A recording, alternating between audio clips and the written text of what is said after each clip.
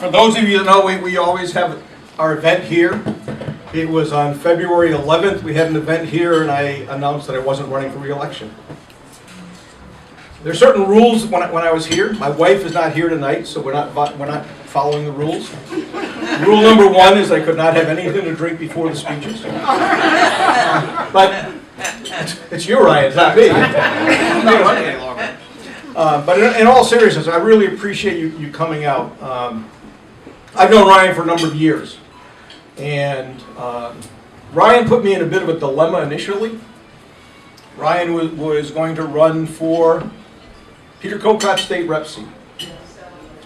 The reason Ryan was running for Peter Cocot's state rep seat was because Stan was still running. And when Stan decided not to run, then Ryan decided to move into this race. And I supported him in that decision 100%. Continue to support him. And just have a couple of comments. Comment number 1 is for those of you who are fairly new to this district or may not be aware of it. Write-in candidates can win.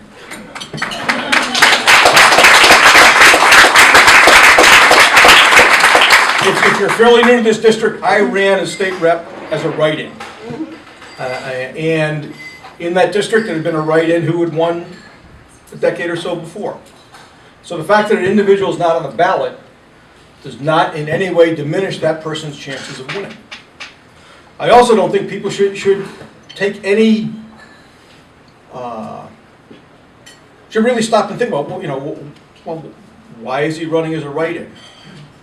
Ryan is running as a write-in because Ryan was not going to run against Stan Rosenberg. Because Stan Rosenberg has done a great job for us in terms of representing this district.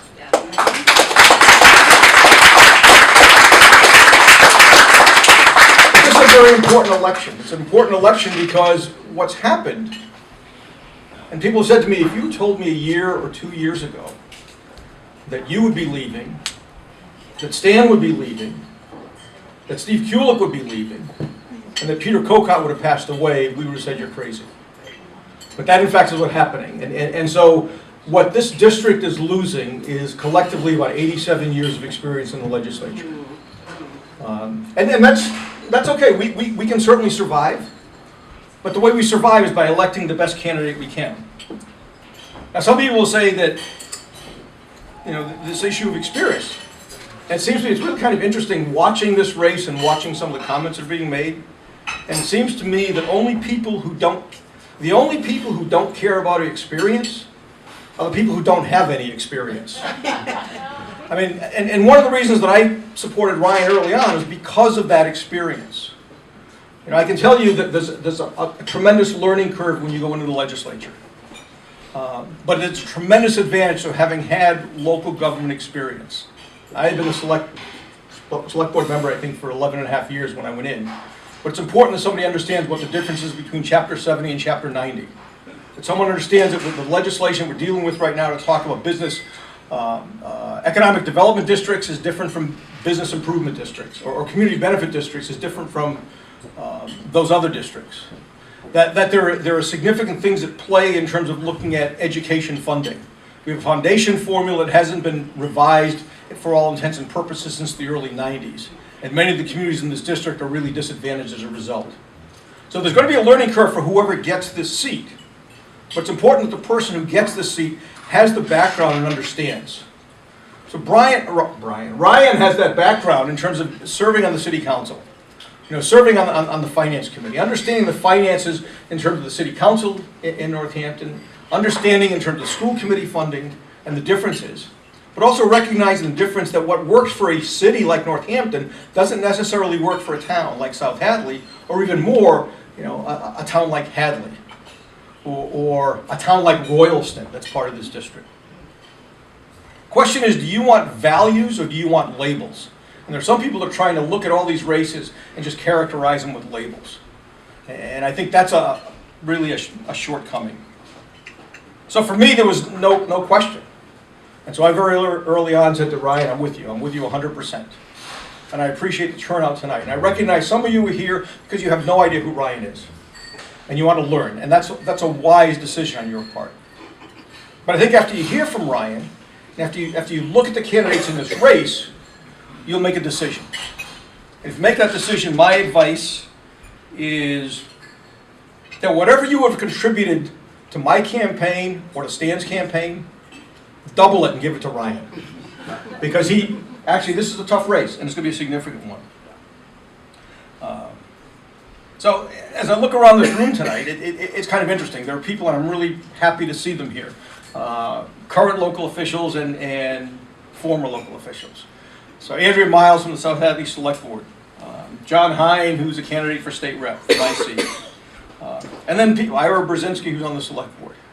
And then people like myself who have ridden off into the sunset in the past, who have given things up but gave a lot of service. Michael and Joan Rosner from the Planning Board and the Board of Health. Frank Tatoma from the Select Board. Ray Rondo from the Select Board. That's an important, to me, that's a very important message. You're people who have been deeply involved in town government for a number of years, who are here to support this man. I have the utmost confidence in Ryan. I think Ryan is the best candidate that we have, that we look forward to. And so whatever you do, you look at these other candidates, but do a fair and honest comparison. I want somebody who knows on day one what the difference is between Chapter 70 and Chapter 90 funding. I want somebody who's going to be able to help fill that void, because with Stan and Peter and Steve and I leaving, this region has lost 87 years of collective experience in the legislature.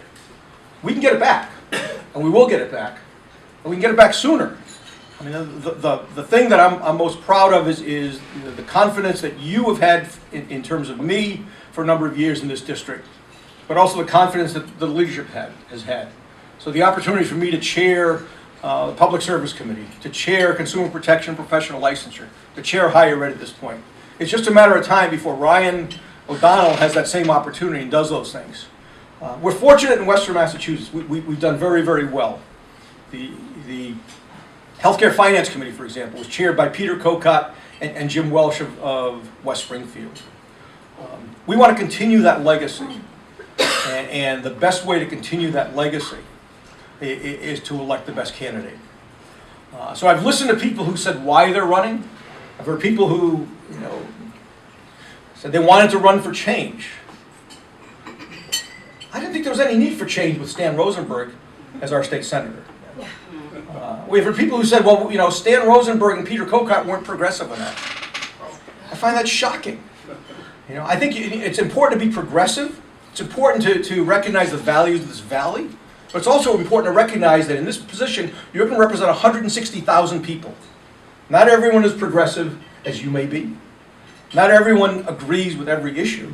But we want somebody who's going to be open-minded, who's recognizing what the importance of this role is, what they can do, and give it their best. Ryan has demonstrated it. It's not fiction up to this point. There's facts. Look and see what Ryan has done on the city council in Northampton. Other candidates are saying this is what I'd like to do, but they haven't done anything yet. So look at what this man has done. Look at what the potential is. And if you elect Ryan O'Donnell as your next state senator, we will be in far better shape than anyone would have expected a few months ago. So with that, it's my pleasure to introduce our next state senator, Ryan O'Donnell.